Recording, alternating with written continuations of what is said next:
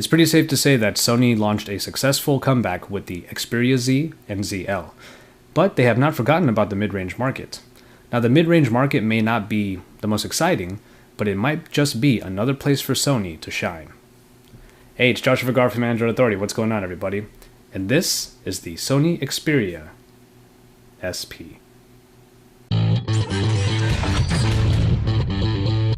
Under today's smartphone standards, you could probably tell at first glance that this is not a top-tier device. After all, the frame accommodates a 4.7-inch screen and is altogether smaller than the 5-inch screen devices that we've seen throughout 2013. Sony has proven itself with design on their flagship smartphones, and it shows on the SP's rectangular form. The front is comprised almost entirely of the screen, and the signature big silver power button is about halfway down the side, below volume rockers and above a dedicated camera button. The frame is made of aluminum, which gives the phone some heft, a sturdy feel, and easily grippable flat sides. Around the back is the 8-megapixel camera surrounded by a removable matte plastic cover. And finally, at the bottom of the device is a see-through plastic that diffuses the LED notification light. This is definitely the most unique aspect of the phone's design and is an elegant yet different take on an otherwise typical Android smartphone feature. In the hand, the smaller form factor really helps the handling. The aluminum is a nice touch, and having a matte plastic back keeps the phone from slipping about. If you haven't gotten into 5-inch screens just yet, this phone will make you feel right at home. Overall, the SP is a good example of Sony's design experience and should please most users with its good looks and feel. For those who have really gotten into 5-inch screens, however, the Xperia SP's screen probably won't win you over. That being said, this 4.7-inch screen is capable of 720p resolution at 319 ppi. Of course, the spec-hungry might look elsewhere, but this display is still a good performer. The TFT screen is backed by the Bravia engine, just like the Z and the ZL, thus giving the phone greater contrast aside slightly lowered saturation. It does somewhat suffer from the same viewing angle issues as its big siblings, but dead-on viewing is still a great experience.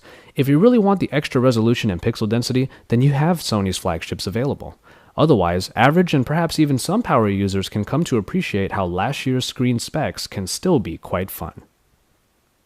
Last year's specifications make another return with the Xperia SP's performance. It sports a dual-core Snapdragon Crate processor clocked in at 1.7 GHz. Obviously, it doesn't sound as great as a quad-core Snapdragon 600, but 1.7 GHz is still more than enough speed and power for the average user. A score of around 16,000 in AnTuTu keeps the SP at a very respectable part of the Android ladder. You'll get a lot done quickly as the phone remains smooth through its elements. 2 GB of RAM are available for multitasking, and as for graphics, the SP does keep up with the rest of the pack by sporting the Adreno 320 processor. Rest assured that the Xperia SP will be a more than capable companion. Actually, you could view this less as old and more like last year's specs perfected.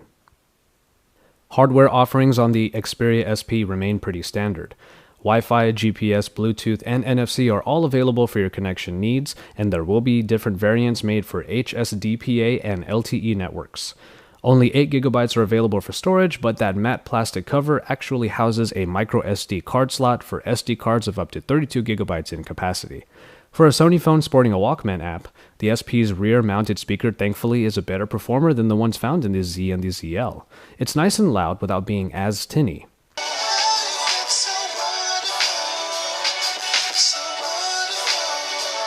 And of course, as you can see at the bottom, the Xperia SP is having a little party of its own with a dynamic LED light.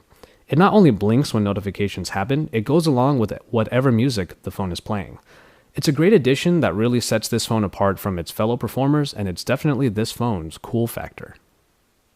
Usually, a removable cover is good news and a sign of two big features.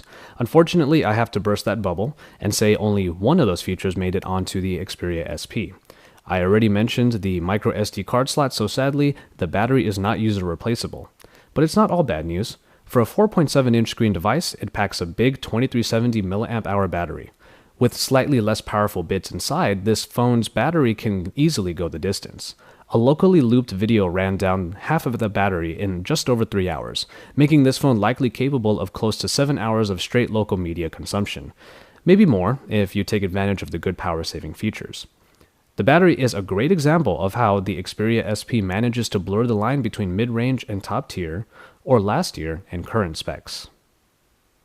The 8 megapixel camera on the Xperia SP takes the same general idea from the Z and the ZL. Sony's Superior Auto works to find the right scene mode to use for the frame, and features like HDR, touch capture, and panorama are also available. All of these modes are easily accessible in the app viewfinder. Pictures are pretty good with nice contrast and details, though they can be a little too saturated at certain times. Low light performance, though unsurprisingly, yielded lower quality pictures. Ultimately, the camera on the Xperia SP is a capable shooter, but isn't as great as even other performers from last generation, when 8 megapixels were the norm compared to today's 13 megapixels. And finally, the software.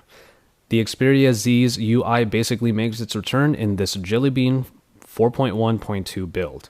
It is the same melting pot of elements from multiple sources.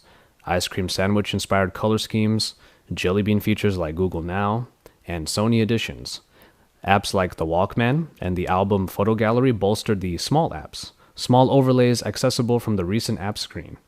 Sony takes a more minimalistic approach to their UI, and if you prefer the basics with some extras and then all in a nice shell, the Xperia UI should still please. There aren't any listings for the Xperia SP on US carriers just yet, but it should come in between $100 to $150 on 2-year contracts. When unlocked, it is decently priced, right under $500 US. And so, there you have it. The spec hungry and those looking to be on the bleeding edge might look past the Xperia SP, but even for them, this should still be an attractive package. Sure, it sports last year's processor and a 720p display, but on top of all of that, it still feels like a very high quality, proper Xperia phone. The price is a good selling point, as it's half the price of a lot of top-tier current devices, and when you add in a couple of the unique features it has, like the LED light at the bottom, you have a unique experience that a lot of people should still have a lot of fun with. For all the best coverage and reviews, stay tuned to the Android Authority YouTube channel. Drop us a like, and don't forget to subscribe because we are your source for all things Android.